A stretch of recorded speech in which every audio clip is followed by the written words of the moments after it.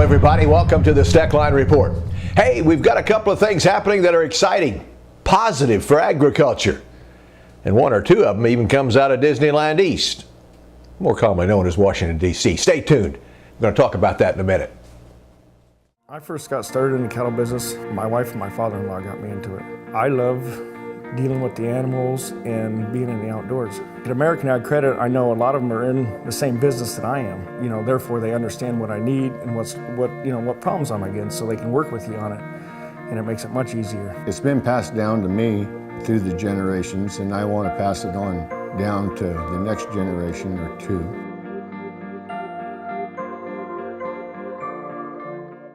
Announcing the service and maintenance event going on now at Straub International, your genuine Case IH parts dealer. Receive from 5 to 10% parts and labor discounts with any inspection. Schedule a tractor inspection for just $315 or a combine inspection for $400. Inspections available for all major pieces of farm machinery. Plus, for a limited time, get half off hauling. Straub International now features the Case IH 330 Turbo Robo Sharpener system to bring your turbo blades back to like new condition. Visit any of our 7 locations for the Straub International service and maintenance event going on now.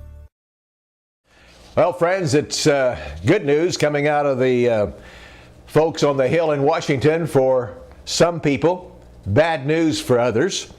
And let's start off with good news for the dairy people.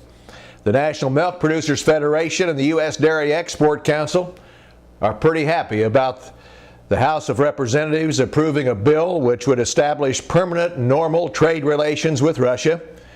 That Russian dairy market has been closed to our products for more than 2 years, primarily, they say, due to Russian insistence on certain dairy certificate statements and inspection requirements that were not acceptable to the United States. But in any event, they say this is a significant step in opening up those trade relations and at least getting our dairy people back in business there, and well, they should be.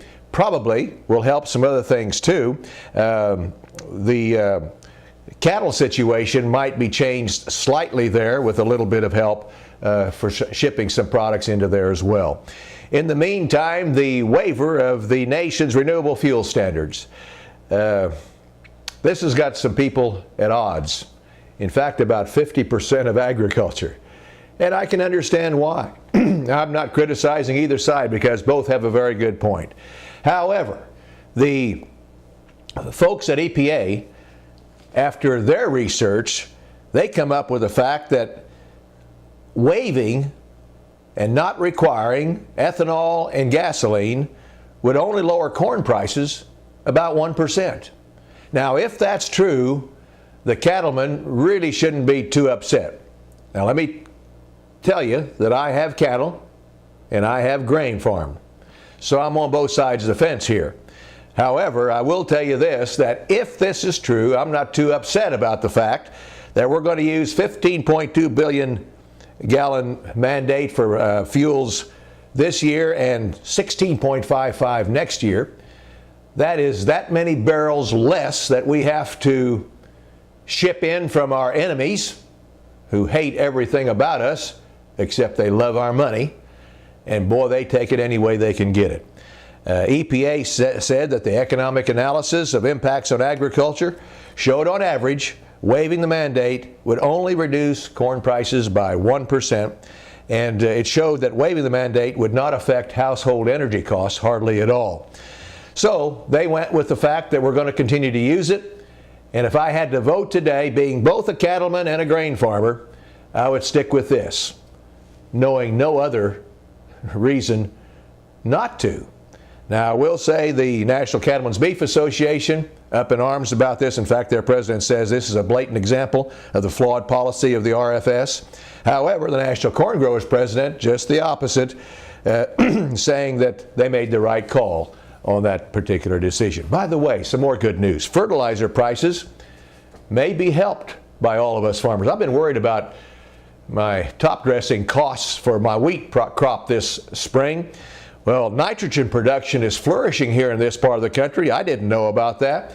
But thanks to low natural gas prices, we've got not only new facilities being built all across this part of the country and in Canada to produce more fertilizer, but also the current fertilizer people are expanding their operations and making them bigger and better. So we've got an outlook of much more fertilizer coming on the market, which naturally would hold prices down some. In any event, we do have natural gas prices at an all-time low. Not good for those people, but it is definitely good for those of us who use fertilizer. Also, still a lot of people talking about land prices. And I got to tell you, I've talked a lot about this in the past Steckline reports, but a winning bidder in McLean and Ford County, Illinois, a couple weeks ago, paid $8.2 million for 750 acres. That's almost $11,000 an acre.